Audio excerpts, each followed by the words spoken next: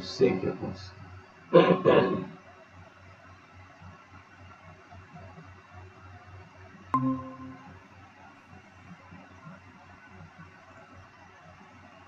Tá. Botei. Deu ruim o computador? Não, eu tô tentando entrar pelo computador, mas eu fiquei iniciar ele. Aí eu voltei pelo celular e eu tô entrando pelo computador no meio também. Peraí, vamos começar? Vamos. Eu defini um lembrete aqui no Facebook. Aqui, apresentar. Aqui no Meet, agora sim. Agora eu recebi a confirmação aqui da live. Vamos ver se está transmitindo. Tá. Agora já está.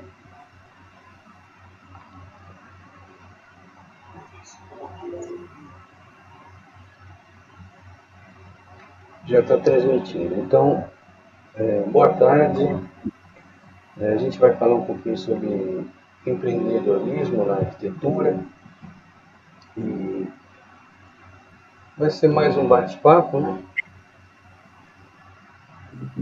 Eu só gostaria de que vocês se apresentassem.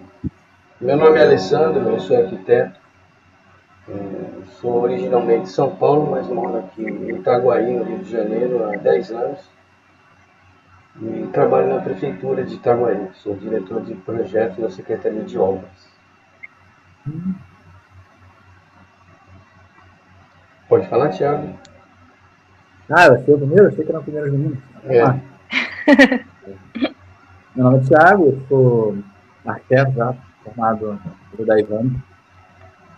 Eu sou coordenador do curso de arquitetura e urbanismo da Anhanguera de Niterói, né?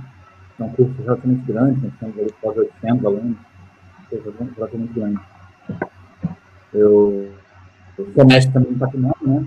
Minha área de trabalho, além de especialista em algumas áreas, aqui no plástico, em áreas completamente diferentes. Minha carreira sempre foi meio generalista, né? Em gestão pública também já fui arquiteto de prefeitura, de duas prefeituras, inclusive. E aí não deu para ser professor, e hoje em dia eu dou aula e coordeno o curso. E aí?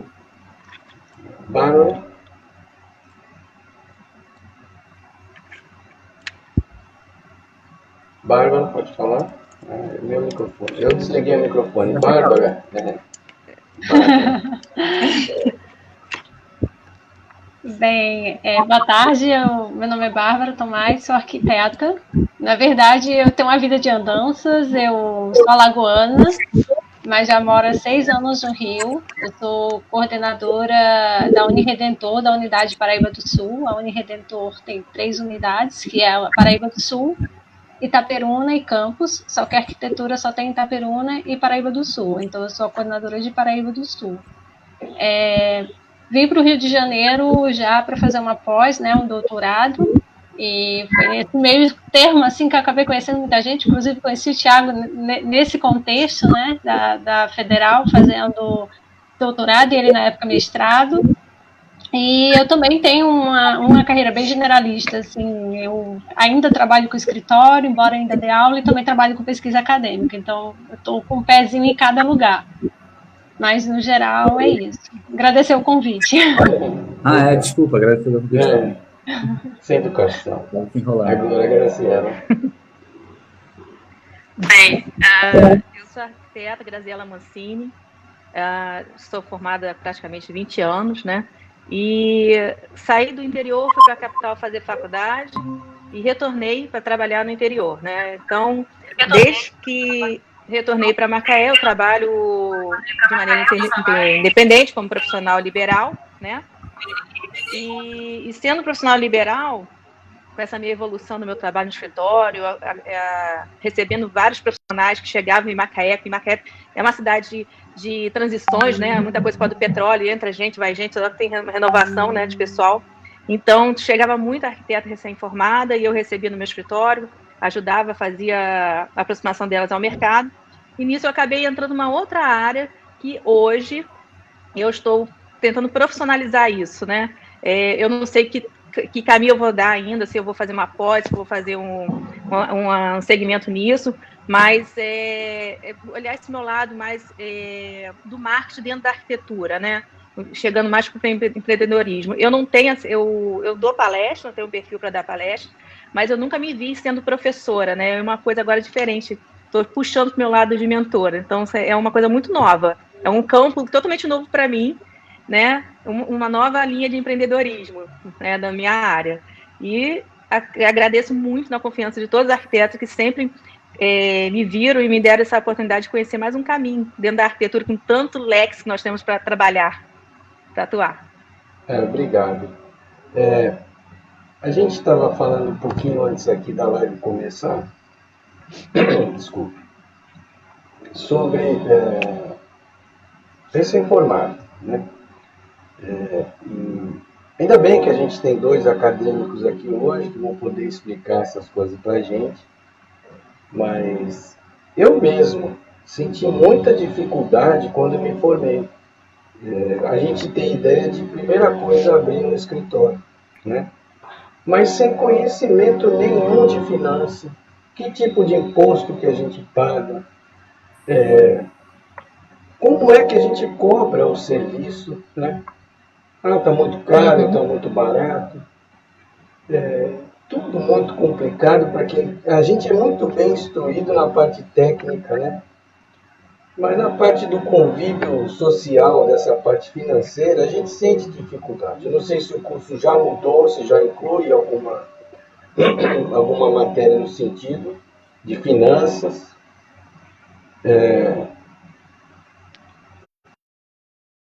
Então, se já existe, se está em andamento alguma coisa do tipo, né? E, por exemplo, a gente não tem ideia do que sai da faculdade do que seja um MEI, né? A gente não pode ter microempresa individual, que também eu acho errado, né? Eu não sei o motivo, mas eu acredito que para alguém que está começando, né? Que está montando um escritório, é difícil. E como é que vocês veem, como é que vocês enfrentam isso, se os alunos têm essa dificuldade, ou se tem um curso que eles fazem à parte? Gostaria de saber a opinião da Bárbara.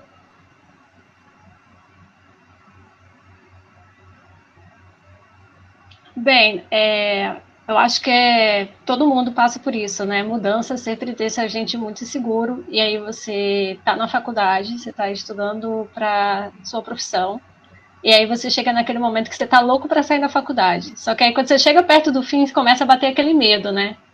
Assim, ai, será que eu aprendi o suficiente? São muitas dúvidas que aparecem no meio do caminho. Eu acho que isso é normal. Eu acho que até a pessoa que se considera super preparada passa por esse tipo de dilema, né? Porque quando o mercado, no geral, ele muda muito. Por exemplo, a gente está no momento agora que sofremos mudança para home office, então são mudanças que nos deixam inseguros, que nos deixam instáveis. A maneira que você procurava um trabalho recém-formado em fevereiro não é a mesma maneira que você procura agora. Está todo mundo assim como a gente no ambiente virtual. Então, eu acho que essa insegurança para quem está se formando, para quem acabou de se formar, é muito normal. Primeiro porque você vai ter sua prática profissional pela primeira vez sozinho, né? Até aí você tinha tutores, mentores, professores que você tinha segurando na sua mão, e aí você sai da faculdade, parece que você é meio que jogado, assim, vai, né? Aquele empurrão para entrar no palco. E o que, pelo menos a Uniredentor faz é o seguinte: no 8º período, né, a faculdade ela vai até o 10º período, no caso, né, o sistema regular, né, alguns ficam mais tempo, mas normalmente são 10 períodos. E aí o 8º período vamos dizer assim, é aquele período que o aluno está quase lá fora, ele falta um ano para terminar e ele já vai começar o TCC. E na Uniredentor é quando eles começam também a ter os estágios supervisionados. Claro, eles podem começar antes, mas é a oficialização desse estágio, né? Ele faz do 10º, do 9º e do 10º, que é assim, você já está saindo da faculdade. Então, é aquela coisa, você ainda está com o professor segurando na mão. E aí a gente tem, sim, 2 disciplinas que tratam exatamente de ajudar o aluno a se entender como é que ele vai apresentar ele mesmo como profissional para esse mundo. Então, é a disciplina que te prepara o seu portfólio, te ajuda a preparar, ajuda você a se conhecer enquanto, né, potencial para vender o seu trabalho, né? O que é que você quer fazer mais? Você quer ir para arquitetura de interiores? Você quer seguir a academia? Você quer fazer uma pós? Você quer trabalhar no Rio? Você quer trabalhar fora do Rio? Então, a gente vai entendendo o perfil desse aluno e vai ajudando na construção desse portfólio. E aí eles têm algumas aulas de marketing digital, algumas coisas relacionadas a empreendedorismo, mas muito assim ainda inicial, mas exatamente para que eles já no estágio eles já consigam entregar isso. Então eles vão entregando isso no estágio, eles vão dando retorno e a gente vai ajudando nesse processo. Mas eu ainda acredito que são coisas que ainda precisam ser lapidadas ao longo desse processo, que, como eu falei, o mercado muda muito, né? Então, agora a gente tem preparado muito o aluno que está saindo para fazer entrevista virtual, para se apresentar virtualmente, mais do que presencialmente. Pode ser que daqui a pouco, daqui a um ano, isso mude novamente, a gente já tenha outro perfil. Mas, no geral, tem essa preparação, sim, de você ter, pelo menos, essa noção, né, de como você vai se apresentar digitalmente, né? Os meninos, eles saem com o Instagram pronto, com um site pronto, com um blog pronto, com o portfólio pronto, e eles vão só, né, fazer essa mudança, aí, colocar trabalho, tirar trabalho, né, dessa apresentação, e eles já vão entregando isso no próprio estágio. Pelo menos lá o sistema é assim. Não sei se nos outros lugares é assim. Legal, obrigado, Bárbara. Graziela, me fala aí da sua dificuldade, como é que foi agora, lógico, né? Vamos continuar no assunto do recém-formado, mas também você tem essa experiência de estar entrando num mundo novo agora, né? Eu vou comentar um pouco como foi que eu entrei, né? Porque eu entrei de maneira atípica, eu entrei já contratada no mercado, e com 1 ano e pouco nessa contratação eu quis sair, porque eu engravidei no último ano da faculdade, então assim, terminei a faculdade com nenenzinha, ainda entrando no mercado e recém-contratada. Então foi um turbulhão de coisas para poderem serem planejadas e organizadas, e funcionou até 1 ano e meio. E com 1 ano e meio eu pedi para sair e voltei para o interior. Então, além de sair do trabalho, sair da capital, fui para o interior, vou para o interior trabalhar. Lá tentei emprego, mas com um neném pequenininha, então achei até que isso atrapalhou um pouco nas contratações. E sendo do comércio, isso eu acho que me ajudou muito, sabe? Cresci dentro do comércio, meus pais são comerciantes, então uma coisa que eu sei é vender. Graças a Deus é um dom meio que ficou até meio que natural já na minha essência. Então eu não tinha medo de vender meu trabalho, meu serviço, meu conhecimento. E eu fui lá, meti o pé na porta e comecei a vender meu trabalho. E de cara fui fazer obra. Comecei a vender obra. E eu vou te falar, a experiência de obra era bem pequena. Eu só tinha tido 1 ano de estágio próximo à obra, mais no gerenciamento, nem dentro da obra em si, mais no gerenciamento da obra. Mas eu peguei essa expertise, montei um portfólio e entrei no mercado. Então, assim, não é fácil para quem está entrando hoje, pela percepção que eu tenho das meninas que comentam comigo, que elas ainda não têm essa ideia da venda do projeto, sabe? Elas não se vendem ainda, né? A maioria, por exemplo, não tem no Facebook ou no Instagram que é arquiteto. Eu achei muito legal a Bárbara comentar isso, que a faculdade está incentivando. Porque até pouco tempo atrás, quando o primeiro contato que elas faziam comigo, eu logo buscava informação para ver se nas redes sociais elas estavam se vendendo a marca delas, o trabalho delas. E a maioria não tinha essa divulgação, que eram formadas em arquitetura, que trabalhavam com projeto ou com obra, né? Então, era muito fechado nisso. E na minha época que eu entrei no mercado, não tinha ainda essa coisa da internet. Eu trabalhei, foi muito no boca a boca, e eram os encontros, né, presenciais, que era coquetéis, lançamento de produtos, né, indo em todas as lojas, todos os fornecedores para conhecer os produtos e colocar meu nome no mercado. Foi assim que eu consegui entrar, entendeu? Então, assim, foi uma estratégia diferente, Mas se você fazer um paralelo entre as duas, é muito parecida. Hoje, o que é? Como que você vai entrar no mercado? É se envolver com lives, né? Palestras online, né? Estar se colocando em eventos também online, né? E não deixar de ir no evento presencial. Eu lembro que tinha muita gente que falava assim, é chato ir em evento.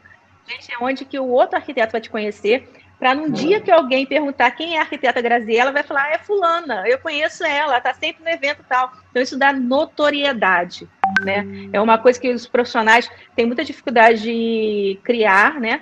É a notoriedade no recém-formado. E isso são estratégias que a gente tem que aprender. E foi como a Bárbara falou, cada etapa a gente vai num ponto de vista diferenciado, né? Legal, vamos ouvir o Thiago. Opa, então vocês estão me vendo? Consegue me ver? Sim. Então, beleza. Aqui na Anhanguera a gente tem um esquema relativamente parecido com a Redentor, né? Primeiro que a gente joga esses estágios mais para o fim da graduação, como uma forma de já inserir esse tipo de conteúdo no aluno próximo à sua saída, né? Para ele, muitas vezes até para ele tentar ser contratado pelo próprio estágio, né? Tem um pouco disso também. E aí, paralelo a isso, a gente tem um esqueminha aqui que a gente chama de estudo dirigido, que são como se fossem matérias menores, assim, que elas vão acontecendo em todos os períodos. É um por período, são 10 estudos dirigidos. E conforme a gente vai avançando para os últimos períodos, entram alguns estudos dirigidos que vão, como marketing digital, desenvolvimento de carreira. Só que esses estudos dirigidos vêm desde o comecinho. Por exemplo, tem projeto de vida, tem desenvolvimento de carreira, marketing digital. E aí esses alunos vão tentando compreender como é justamente esse processo que a Graziella falou de venda do seu produto, né? E é claro que, assim, para a própria academia, às vezes é difícil você compreender o fluxo desse marketing, porque esse marketing mudou muito. Então, por exemplo, hoje eu tenho alunos que acabaram de se formar e vendem o produto deles no TikTok, né? Que fazem uma série de vídeos de Instagram e essas montagens que eles aprenderam a fazer, onde eles... Não sei se vocês estão acostumados, o Instagram agora foi inundado com os vídeos de meninas se maquiando, elas fazem os movimentos. E aí eu tenho alguns alunos que estão fazendo isso com arquitetura. Então eles fazem algumas coisas, mostram um determinado projeto que eles estão começando a trabalhar. E aí tem como se fosse esse time-lapse de coisas digitais entrando. Então, às vezes, para mim, né, que eu sou um pouco mais velho, então para mim é até difícil de entender essas coisas às vezes, né? Como esses alunos se desenvolvem. Então a gente tem que tratar esse aluno com certo cuidado, porque se você não perceber a evolução da sociedade, o conteúdo que você está trabalhando na universidade vai ficando para trás. É claro que, assim, as universidades, as particulares e as privadas, né, em especial, tendem a ter uma conexão com o mercado de trabalho maior, né? Eu me formei numa universidade pública, e pelo menos já faz um ano, faz 10 anos, faz um tempo, né? Faz 10 anos, né? Faz um tempinho, mas eu me lembro de que a minha percepção sobre o que eu estudava no mercado era bem mais distante, né?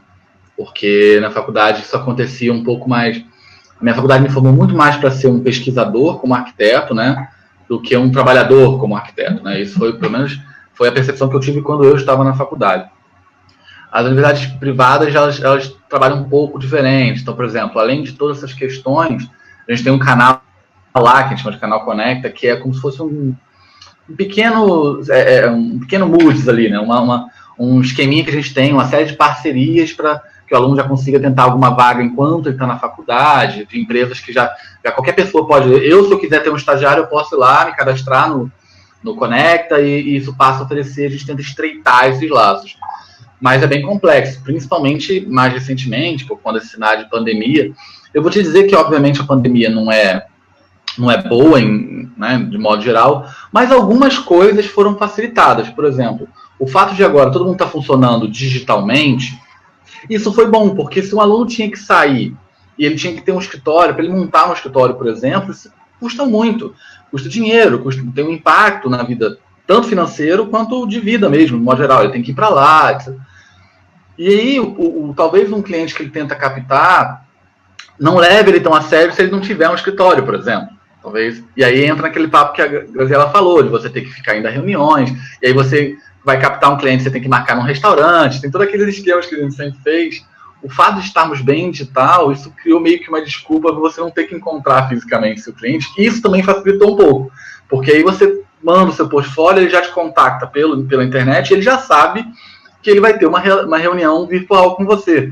Para quem sai da faculdade, né, com uma mão na frente e atrás, não tem investimento, isso criou também uma certa ponte, né? A pessoa, não, eu não tenho que ter investimento quase nenhum, eu estou da minha casa produzindo sem ter que ir para o escritório, sem ter que arranjar estagiários, né?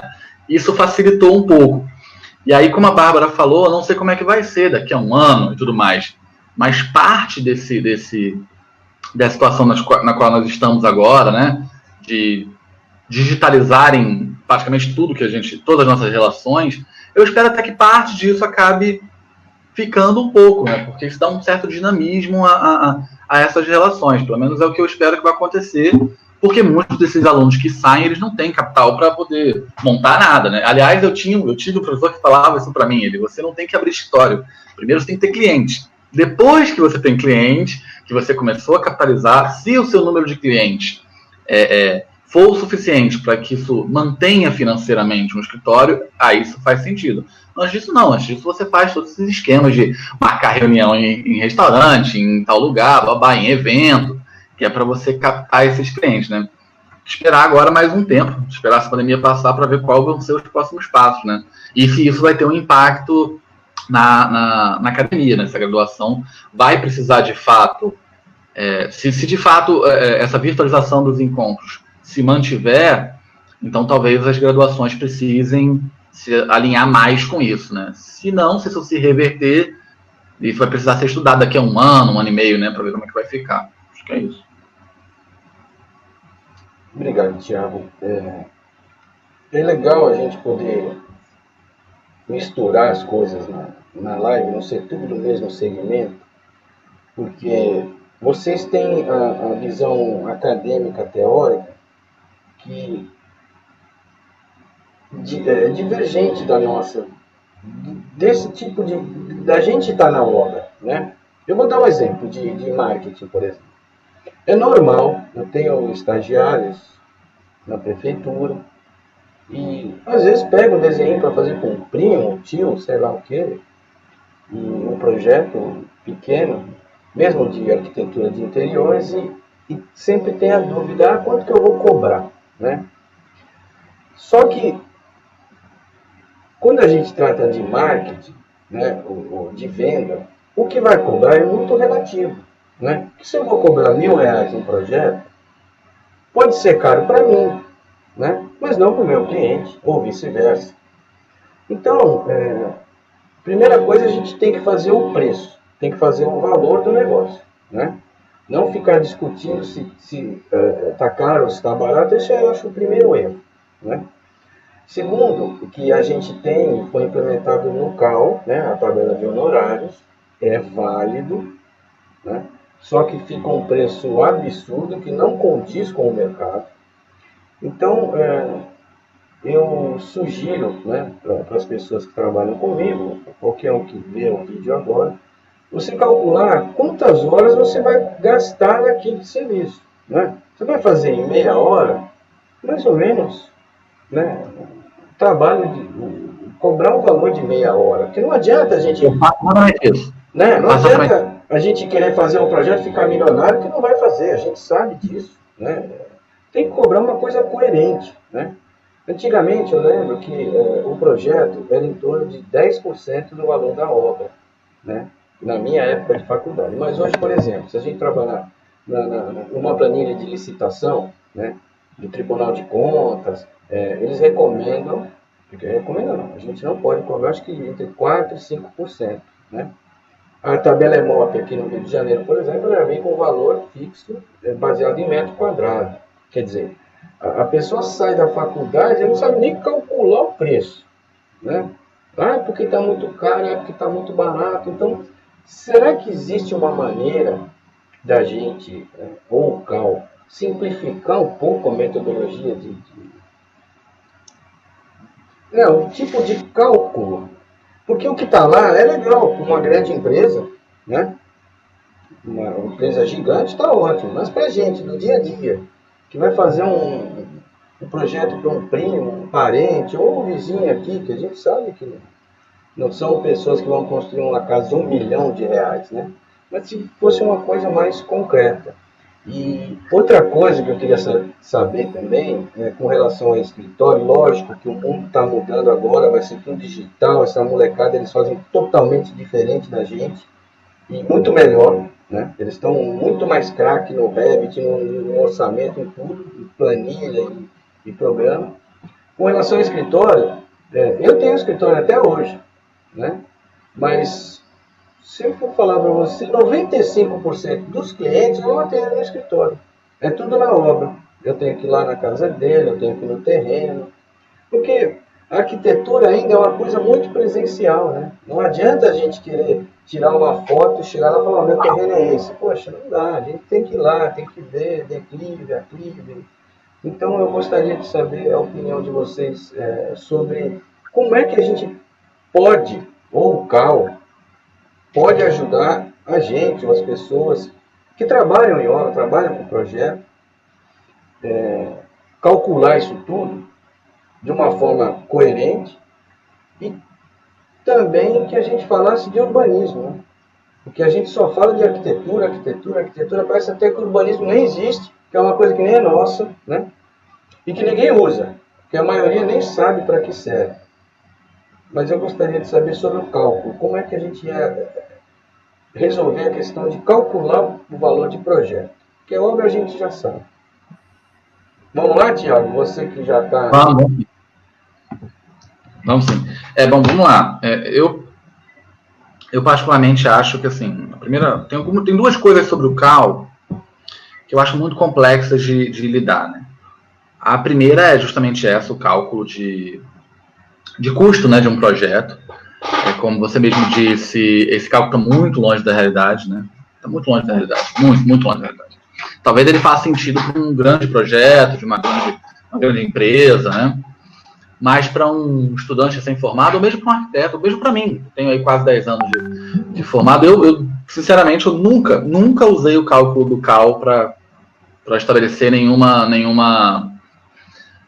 precificação. Nunca fiz, porque eu sei que a maior parte dos clientes que eu tive na vida não tem como pagar por aquele valor, se eu quiser usar aquilo ali, né, ao pé da letra. Eu sempre falo com meus alunos, né, e é o que eu sempre fiz, nem sei se é o melhor método, mas o método sempre funcionou para mim. Eu calculo por hora. É claro que, assim, para um aluno que acabou de sair da faculdade, ele tem dificuldade em entender quanto tempo ele gasta para fazer determinada coisa. Ele tem uma certa dificuldade. Com o tempo você vai pegando. Se for uma casa pequena, uma residência pequena, você faz em X horas. Eu faço o projeto em quantas horas? Em 40 horas, 30 horas, 20 horas.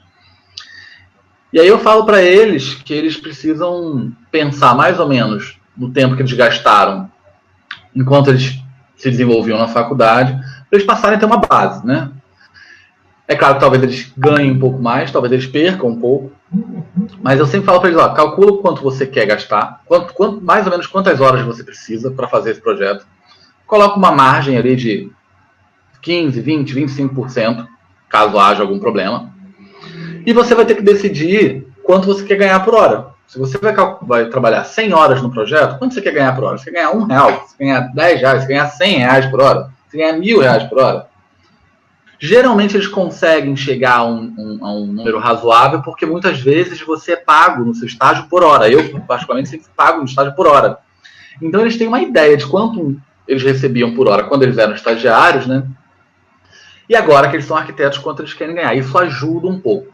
E para mim isso ainda é um problema, né? Um segundo problema que eu vejo, principalmente em relação ao CAL, já que a gente está aqui, né, falando exatamente sobre isso, é justamente nesse cálculo do salário de um arquiteto e de uma arquiteta, né? O salário de um arquiteto e uma arquiteta, segundo o CAL, está ali, acho que são 8,5 salários mínimos, né? E a gente sabe que a realidade do brasileiro não é essa. Você não vai ganhar ali, porque o salário está R$1.000, então você vai ganhar ali por volta tá 1.000 e pouquinho, 1.020, um papo assim. Você não vai ganhar ali, você não vai se formar e ganhar R$9.000. Isso não vai acontecer. Isso não vai acontecer. Isso não é a realidade de quase ninguém, né? A não ser que você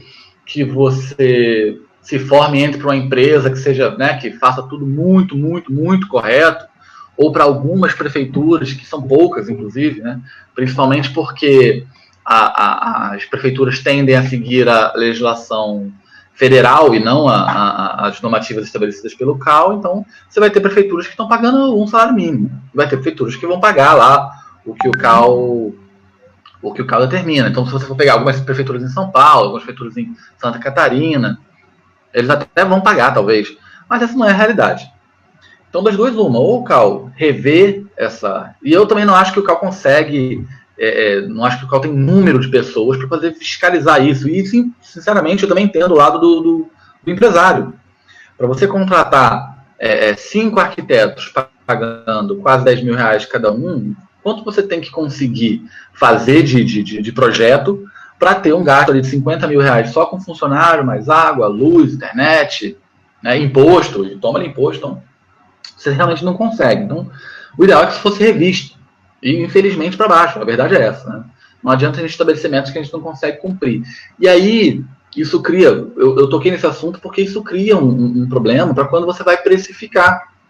Porque essas coisas estão ligadas. Quando o aluno está na faculdade, ele... Por exemplo, uma das disciplinas que a gente dá lá é até uma disciplina letiva chamada prática profissional. E eu já dei essa disciplina, inclusive. Eu vou lá e ensino o aluno a... Um dos trabalhos que a gente passa para o aluno é que ele tem que calcular quanto ele gastaria para abrir um escritório. Só para abrir um escritório. Então ele tem que pesquisar todo o imposto, ele tem que pesquisar. E aí eu falo para ele, por exemplo, olha, nesse valor está entrando tudo. Está entrando uma possível reforma que você vai fazer nessa sala comercial. Então você tem que calcular quanto você vai gastar de carpete. Você não precisa fazer o projeto, mas você vai ter uma ideia de quanto custa o mobiliário, quanto custa pintura, carpete, tudo que você for botar, pilar, que tipo de piso você vai usar, se você vai fazer uma reforma. E aí ele vai lá e descobre, eu vou inventar um valor, que ele vai gastar 50 mil reais só para montar o escritório. E aí depois disso ele tem que manter esse escritório. E aí para manter esse escritório ele tem que ter um capital de giro e ter pelo menos ali 3, 4, 5 meses mantendo aquele escritório pagando conta, sem ter certeza absoluta de que vai entrar cliente. Ele não tem essa certeza ainda. Então, quando ele faz essa conta, se você quiser abrir um escritório, você não abre um escritório pequenininho, no centro de Niterói, ali, numa sala comercial de 20 metros quadrados, 25 metros quadrados, 20 metros quadrados, né? Você não consegue abrir um escritório com menos de 100, 150 mil reais. Para começar. Se você for pagar todos os impostos, fazer uma reforma no lugar, porque sala comercial podia ser qualquer coisa antes, né? Se eu fazer isso, você não gasta menos de 100 mil reais. E esse aluno se forma, ele tem 100 mil reais. Só que a expectativa dele, quando ele é estudante, é de que ele vai se formar e ele vai ganhar 8,5 salários mínimos. E aí, em algum momento da faculdade, algum professor fala para ele que isso não vai acontecer. Que você talvez tenha 10, 15 anos de formado e você não vai ganhar isso. Né? Que você talvez passe muito tempo na faculdade, muito tempo já formado, e você não vai conseguir ganhar aquilo que é atribuído como mínimo para um arquiteto ganhar. E isso cria uma quebra de expectativas no estudante, porque ele percebe que ou o trabalho dele está subvalorizado, né? Ou o mercado simplesmente não consegue absorver financeiramente esses alunos. E aí os alunos vão começar a tentar ganhar, né, se manter financeiramente em volume. E isso é um problema, porque se ele começar a pegar mais projetos do que ele consegue dar, o que vai acontecer é que vai cair a qualidade do projeto dele, né? E aí, sobre a questão lá do urbanismo, você até citou, uma das coisas que eu falo, professor, não sei se a Bárbara também tem isso, mas professor é um bicho cheio de bordão, né? Ou você cria os bordões, ou os alunos vão criar por você, o professor é cheio de bordão. Eu tenho uns que eu mesmo criei, tem uns que os alunos percebem que eu faço e eu nunca tinha me ligado, né? Aquelas frases que o professor sempre fala. E aí, uma das coisas que eu falo desde cedo na faculdade para os alunos, eu falo para eles que arquitetos e arquitetas não fazem edificação. Eu sempre falo isso, ó, você não projeta edifícios. O que você projeta é cidade. Se você coloca uma casinha de cachorro na cidade, ela altera a cidade. Se você coloca um shopping, o shopping também altera a cidade. É claro que uma casinha de cachorro e um shopping vão alterar a cidade em níveis completamente diferentes, mas se você não entende que a arquitetura que você produz possui impacto social, ou seja, cada vez que você produz qualquer coisa, nem que seja uma casinha de cachorro, você altera a sociedade, né? Se você não consegue entender isso, você está fadado a ser um profissional ou ruim ou leviano, né? Porque você vai tentar resolver o seu problema. E às vezes... Aí eu sempre falo para eles, olha, eu não estou dizendo que todo mundo aqui tem que salvar o mundo. Você vai fazer o seu dinheiro, você vai ganhar, você vai trabalhar, não estou dizendo que ninguém precisa salvar o mundo. Mas se na sua equação de projeto não entra o fato de que aquilo que você projetou toca a cidade, e altera a cidade, aquilo é um corpo, aquilo é uma pinta nova que surge no seu corpo, pode ser uma pinta pequenininha, mas ela é nova, ela está ali. E aí a próxima pessoa vai botar mais uma pinta pequenininha no seu corpo. Quando você vê, o seu rosto está cheio de sarda, é assim que funciona. Se você não percebe isso, né, que a sua pequena, a contribuição que você acha que é pequena, tem uma influência no todo, você vai ser um profissional leviano, que só está tentando resolver o próprio problema, né? Ou o problema só do seu cliente. E às vezes é preciso lidar com o cliente. Às vezes que você seja bom para você, mas se você fizer isso, você talvez destrua a sua vizinhança, por exemplo. Pode ser que a pessoa queira fazer assim mesmo, porque a lei permita, e pode ser que você seja o arquiteto que vai fazer isso. E tá tudo bem, não estou dizendo que você tem que negar o seu cliente, não vou fazer. Mas se esse é o caso, então você vai tentar garantir, em termos de projeto, o máximo que você puder, ou para resolver esse problema, ou para pelo menos atenuar esse problema, né? Porque tem outras formas. Você sabe, por exemplo, que determinada área da cidade, principalmente você tem uma área que talvez não seja protegida por uma lei ambiental qualquer, isso não quer dizer que você tem que ir lá e destruir tudo, né? Ou pelo menos se você talvez consiga convencer o seu cliente a dar uma contrapartida à prefeitura.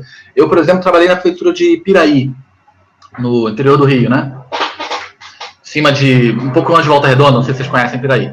Fui arquiteto de lá por um tempo, na prefeitura. E lá a área verde, por exemplo, é enorme. Enorme.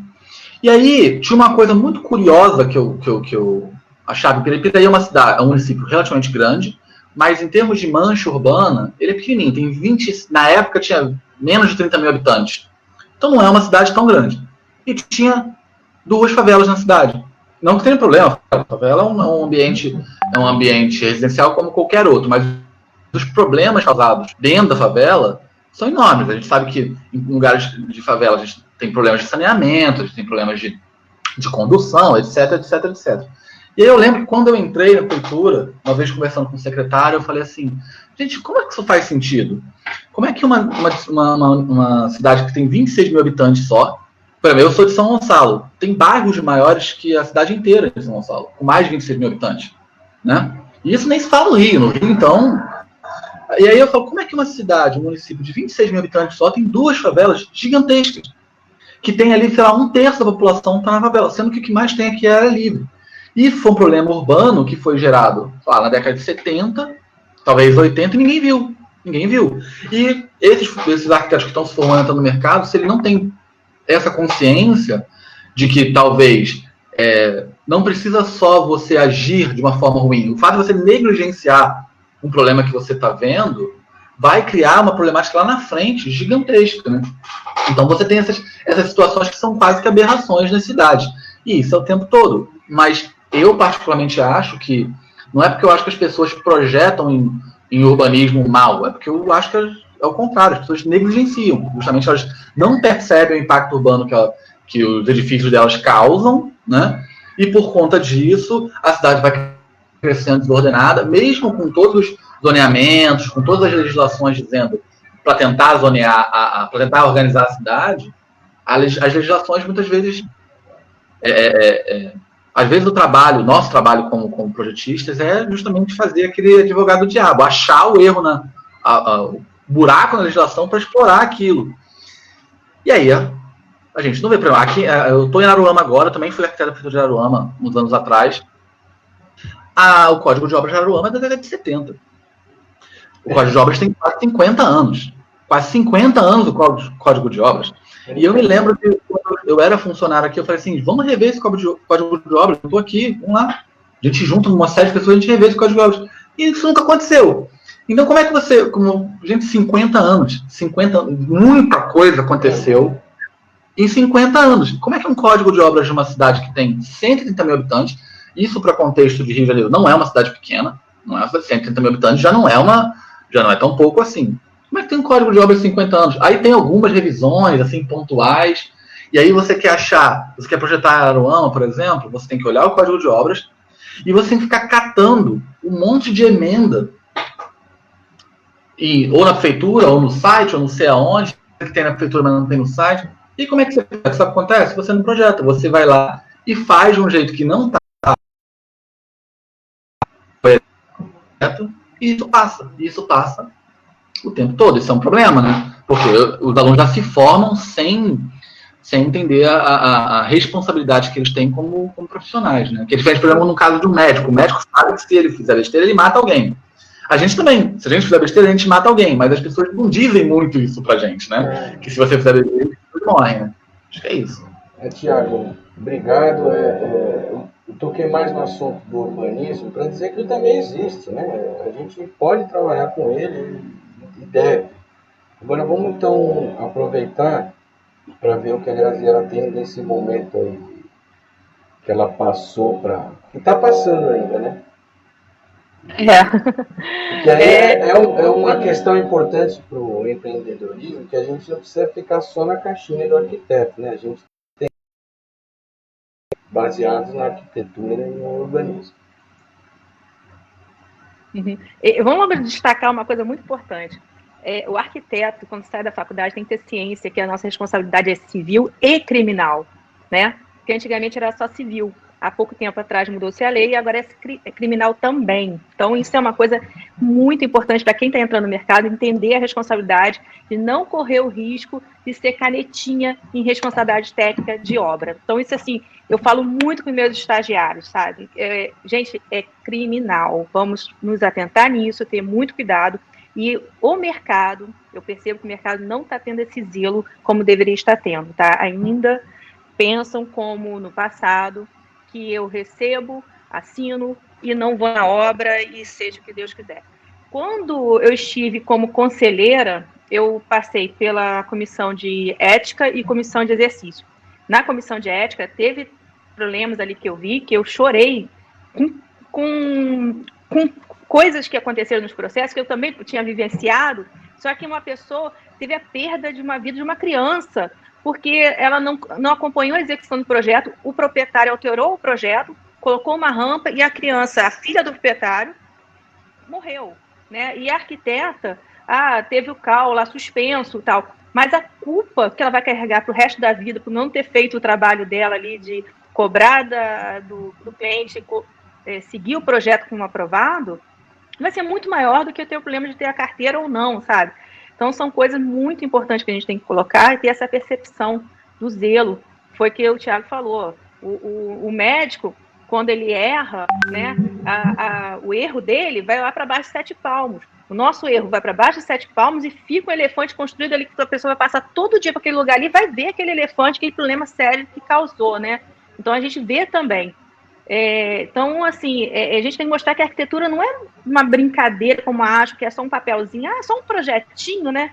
A gente vê muitas vezes o cliente vem contratar a gente, vem falar só é só um projetinho, você me cobrar isso tudo por um projetinho, um papelzinho, é um A4, que às vezes o croquis vai apresentar no A4, só um desenho, né? Assim, não é só isso. Vou voltar um pouquinho lá atrás no que vocês conversaram, que eu gostaria de pontuar, é sobre o espaço do arquiteto quando sai da faculdade, que ele já pensa, vou me unir mais 2 amigos, vamos montar um escritório que tem uma demanda alta de investimento. Mas hoje em dia a gente tem uma crescente no mercado que é do co-work para arquitetura, né? Inclusive no meu escritório, a gente teve essa crise aqui agora e há uns 4 anos atrás a gente teve uma outra crise, onde eu tive que desmontar toda a minha equipe e eu fiquei sozinha no escritório. Aí naquela época eu comecei a abrir meu escritório para co-work e deu super certo, então tinha uma rotatividade, gente me ajudava a bancar o meu escritório. E isso está aumentando mais, né? E percebo também que os arquitetos estão perdendo o medo de dividir espaço, porque não existia tanto co-work na nossa área, porque os arquitetos tinham medo de perder clientes para outro arquiteto, né? Hoje em dia a colaboração entre profissionais aumentou bastante, né? Eu não sei se essa é uma percepção que está vindo também da faculdade, está vindo esse incentivo, né? Que eu lembro quando eu entrei no mercado, eu falava assim, gente, reunião de arquiteto, não sei quem sai vivo, porque é um querendo comer o outro. Então, assim, hoje em dia já não é tanto, a gente já se conversa, já se respeita melhor, né? Os egos são mais controlados ali e tal. Saindo dessa coisa dos escritórios, que já reduz o custo, você ter um espaço para receber o cliente quando necessário, até para você trabalhar, para ficar em casa o tempo inteiro, eu vou agora para a parte de valores. E nesses 20 anos aí de mercado, e tendo uma noção um pouco de o que é precificação de produto, eu comecei a precificar serviço, que é uma coisa diferente, mas a gente tem que partir do produto, né, que é uma coisa já estabilizada. Se você for fazer pesquisa, a gente tem estudos na proporção muito menor para valores de serviço do que para valores de produto. Você tem muito mais material te dando apoio para chegar em valores de produto do que de serviço. E eu, com o tempo, eu comecei trabalhando recebendo por metro quadrado, né? E usava normalmente a referência de outros arquitetos para poder ter o meu valor, né? Então, assim, se o arquiteto tinha mais experiência no mercado, cobrava na época, vamos dar um exemplo assim, botar um valor aleatório, tá? R$10 por metro quadrado, eu, como estava acabando de entrar no mercado, eu colocava 50% do valor dele, porque eu sabia que eu não tinha tanto tempo de mercado como ele, e eu poderia concorrer, né, naquele valor. E dependendo do cliente, do projeto executado, esse valor variava para mais percentual. 10% se um terreno declive, ou em aclive, pela dificuldade de projeto, tal, eu colocava esse percentual. Então, assim, fiquei durante muitos anos e consegui fazendo agenda, né, com os meus clientes. E há uns 10 anos atrás, eu comecei a trabalhar com 3 planilhas de referência no meu escritório. Que depois que comecei a usar essas 3 planilhas, me ajudaram bastante, tá? Eu uso hora, meu custo do escritório e uso o CUB. Porque são 3 referências que faz o meu valor ficar no mercado e não ser um valor prostituído, que isso a gente tem que tomar muito cuidado, é de não prostituir o valor, né? Colocar um valor muito baixo para poder não inviabilizar outros profissionais que já têm mais tempo no mercado, né? Que vão estar oferecendo produtos. Por quê? Não que quem tem mais mercado vai concorrer com aquele recém-formado na qualidade, mas de referência. Por exemplo, se eu coloco um preço muito mais abaixo, por exemplo, se eu boto só 10% do valor que aquele profissional que está cobrando, o mercado começa a gritar, tem uma discordância muito grande. Por que ele pode cobrar muito mais barato que você tem que cobrar muito mais caro? Tudo bem, você tem mais tempo de formado, mas tem que ter uma referência básica, né, para o mercado.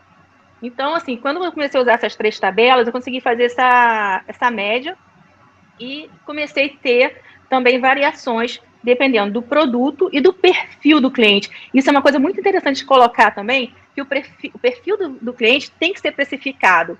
Porque tem cliente que vai te tomar menos tempo, então ele pode ser mais barato do que um cliente que vai te tomar muito mais tempo de atenção. Então aquele cliente vai ter que ser um pouco mais caro. E nisso, eu começo a ter essa percepção desse cliente já no briefing, quando eu estou fazendo o briefing dele para poder fazer a proposta. Então a gente tem que entender de análise do perfil. Aí eu já começo a falar que eu já estudo um pouco de PNL para poder me ajudar a fazer essa análise. Estou entrando muito nessa área para poder começar a errar menos. E acredito que com o tempo isso vai virar uma normalidade também dentro do nosso mercado para gerar valor de serviço, tá? Que a gente tem que ter toda essa gama de entendimento para chegar no custo real. Porque a gente não está cobrando só o projeto, a gente cobra o valor do projeto, a correção do projeto, da retificação do projeto, o tempo que você fica em reunião com o cliente, o tempo da demanda que o cliente vai te ligar para conversar com você sobre o entendimento dele, o sonho dele, o desejo dele. Então, não é só aquela hora que você está desenhando ali que você tem que cobrar. Então, tem muito mais percepções correlacionadas e complementares que a gente não pode deixar de cobrar, né? O tempo que você fica na internet pesquisando material também para fazer um projeto, o tempo que você estudou, cursinhos que você fez. Então, isso tudo tem que entrar em cálculo, em custo. A única coisa que eu ainda cobro apenas em metro quadrado no meu escritório é a responsabilidade técnica, tá? Da obra. Então, ela varia entre 5% a 15% do valor total da obra. Vai depender muito do que vai estar sendo feito aquele acompanhamento e o perfil do acompanhamento será feito. Mas ainda pode ser que isso mude, porém, é o que tem mostrado, como eu vou dizer, uma referência correta e justa, tanto para mim quanto para o cliente, sabe? Que vai assim, quanto mais ele investir na obra, mais eu vou receber, porque eu tenho maior demanda. Porém, a gente tem que saber o quê? Tem a percepção da obra para padrão médio e padrão alto. Você não pode também cobrar um percentual para o padrão médio e você ter um plano na obra, você tirar do seu bolso e ter que pagar, você cobrar para padrão alto e você também ter que tirar do seu bolso e pagar. Então, você tem que ter essa noção também, porque às vezes acontece, tá, gente? É bom lembrar para quem está entrando no mercado, você se responsabiliza pelo serviço e muitas vezes, em algum plano que você deixou passar, acontece na obra, você vai ter que dividir o prejuízo com o cliente. Acontece isso também.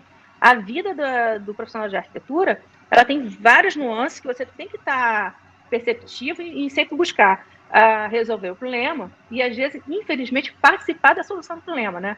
Então, assim, são muitas frentes que a gente precisa estar sempre antenado, vendo e acompanhando, né? E isso só com o tempo vai amadurecendo. E uma coisa que eu tenho feito muito com as mentoras, porque agora eu virei uma mentoradas, né? Com as minhas mentoradas. Me profissionalizei na parte de mentoria e eu tenho colocado uma coisa com elas que é importante. Primeiro, se veja como empresária. Você é uma empresária. Você sai da faculdade, você não é só um arquiteto, você já virou um arquiteto empresário.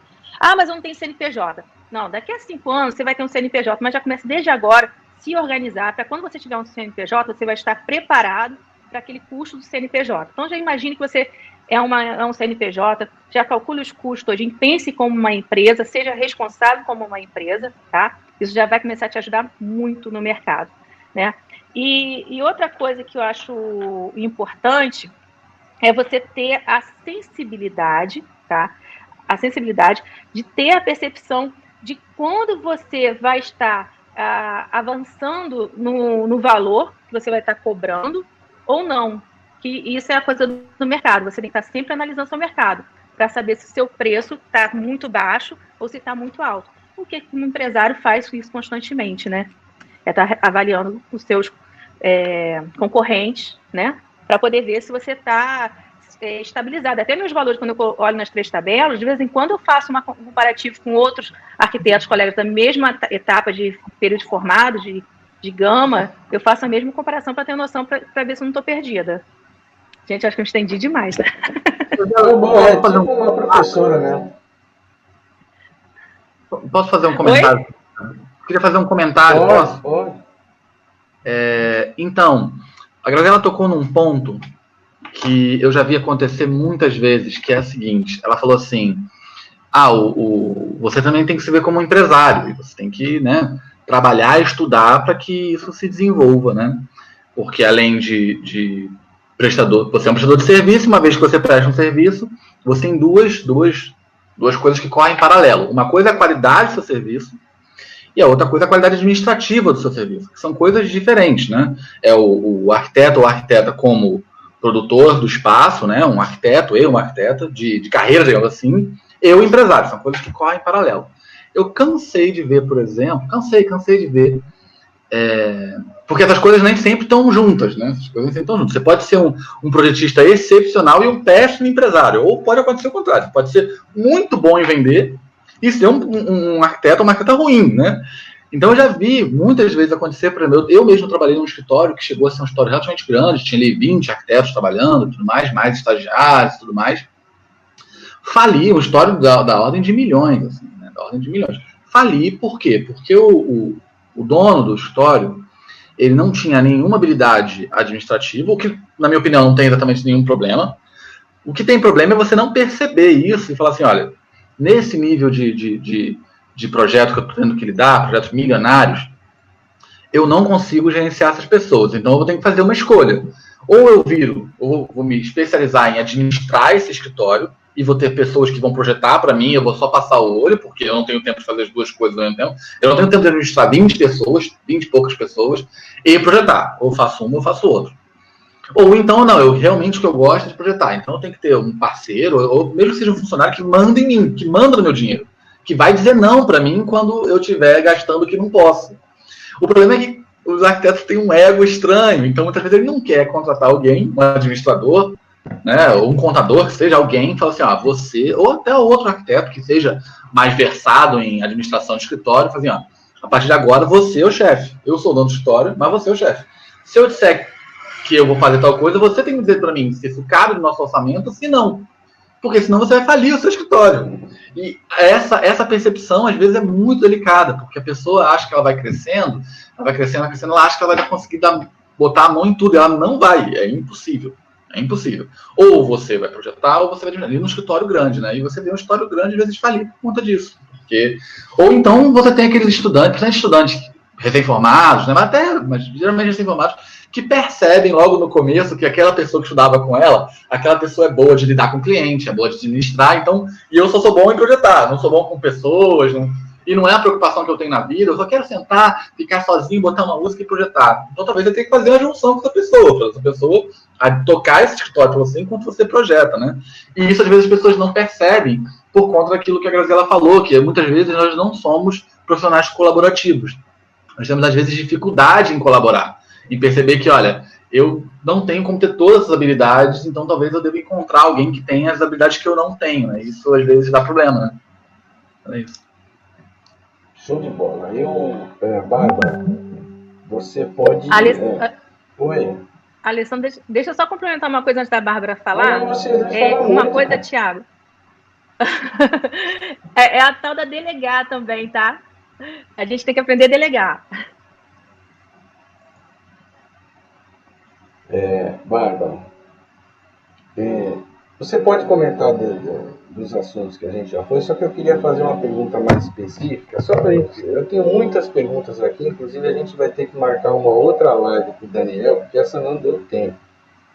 A gente tem 1 hora e pouco para fazer, e eu gostaria de saber a opinião sobre projeto arquitetônico desenvolvido por engenheiro. Teve uma outra questão que apareceu bastante essa semana, que foi a questão do corretor de imóveis, né? Na realidade, pode ser qualquer um, assim como jornalista, né? Qualquer um pode ser. Às vezes tem muita confusão, confunde parecer técnico com laudo pericial, que o corretor ele pode fazer um parecer técnico, vai emitir um parecer, né? Quem vai emitir um laudo vai ser um engenheiro, um arquiteto. Tem várias divergências na nossa profissão, que, ao meu ver, são pessoas que estão ocupando o espaço do arquiteto e urbanista, né? E outra coisa também, sobre a gama de trabalho que a gente tem, é diferente do que a gente enxerga quando sai da faculdade. Eu, por exemplo, eu trabalho com cálculo estrutural, as pessoas me chamam de engenheiro. Para não ser engenheiro, não, sou arquiteto, eu fui qualificado para isso. Mas é que tem essa mania, conseguiram diminuir a profissão tanto, né, que a gente ficou limitado ao desenho na plantinha. Então, fora isso, tem uma outra questão também, que é sobre essa relação que a gente tem com o cliente, que é muito de indicação. A gente, como mencionaram na medicina, o arquiteto, quanto mais idade ele tem, né, mais confiança ele passa para o cliente. E eu consigo muito mais trabalho por indicação do que mandar fazer uma página de um website, por exemplo, né? Então eu gostaria de pôr muitas perguntas, aí você se vira aí.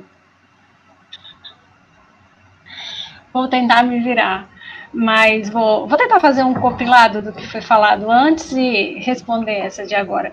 Eu acho que vou até usar o bordão aí, se o Thiago tem um bordão dele, eu também tenho. Eu sempre digo para os meus alunos que eles têm que entender que arquiteto espacializa relações. Essa espacialização vai da casa, que é micro escala, a grande escala, que é a cidade. Vou roubar esse bordão, hein?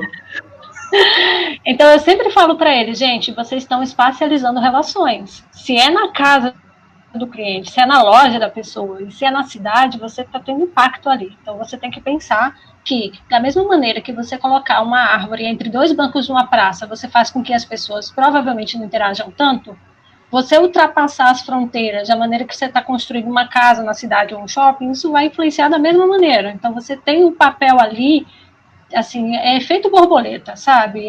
Você pode fazer a diferença ali gritante. Por que eu falo isso? Porque eu comecei a minha carreira na arquitetura de uma maneira muito atípica, né? Eu estagiei no escritório, parei de estagiar nesse escritório porque eu estava terminando a graduação, então precisava de tempo para terminar meu trabalho final. E quando eu terminei, esse escritório me chamou de volta e falou assim, olha, a gente está precisando de apoio para um projeto grande que a gente conseguiu, só que a gente não queria um estagiário, porque a gente precisa de alguém com mais autonomia, né, que precisa aí trafegar entre as coisas. A gente queria te chamar, porque você já estagiou com a gente, você já sabe como as coisas são, como a gente operacioniza, então a gente queria contratar o seu serviço. Então eu comecei nesse serviço. E foi muito doido, porque assim, o meu primeiro trabalho foi a partir desse serviço, mas quem me contratou para fazer a casa, né, foi o mestre de obras que estava nessa obra. Então eu vi que o nicho classe CD era assim enorme. E por que esse mestre me chamou? Porque ele não sabia, ele já estava ali muito tempo fazendo muito projeto. Eu acho que ele tinha esse desejo, ele entendia mais ou menos, mas ele achava que o arquiteto não era para ele, porque era muito caro. Ele dizia: arquiteto não é para gente, arquiteto é para quem tem dinheiro. E arquiteto, ele também confundia essa coisa do engenheiro com o arquiteto. Então acho que a educação, né, de passar para o outro, que é o arquiteto, começa pelo próprio arquiteto. Né?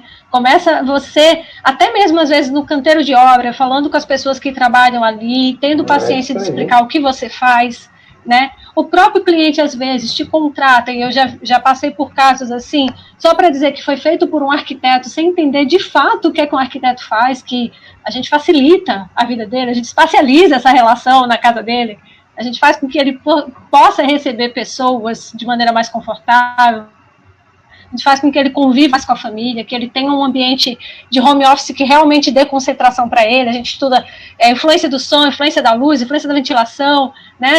A gente entende isso, né?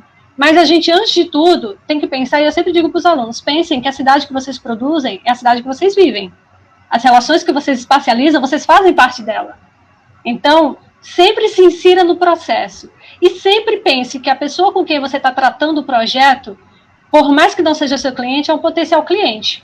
Então, eu me deparei com essa clientela, classe CD, que foi uma clientela que foi assim, maravilhosa, porque eu ganhei, assim, eu tive um boom na carreira profissional em um ano, que era de boca em boca propaganda, porque eu ia num lugar muito simples, eu ia ajeitar a casa da pessoa, alguém chegava na casa da pessoa para olhar, ficava fascinado, dizia: nossa, mas é muito caro para mim, e eu ia lá e explicava. Então, assim, antes de dar meu preço, eu dizia o valor da profissão. Quando a pessoa entendia o valor da profissão, aí a gente ia conversar sobre preço. E, de fato, para a classe C e D, a tabela do CAL ela é salgada. Então, eu precificava parecido com o que a Graziella está falando aí. Em relação a serviço, em relação a tempo, a hora, eu fiz uma espécie de planilha ali, né? Então, tinha assim, minha responsabilidade técnica. Quando o cliente ele entende o papel do arquiteto, e ele entende que se ele mexer naquele projeto, por ele achar bonito esteticamente, pode trazer um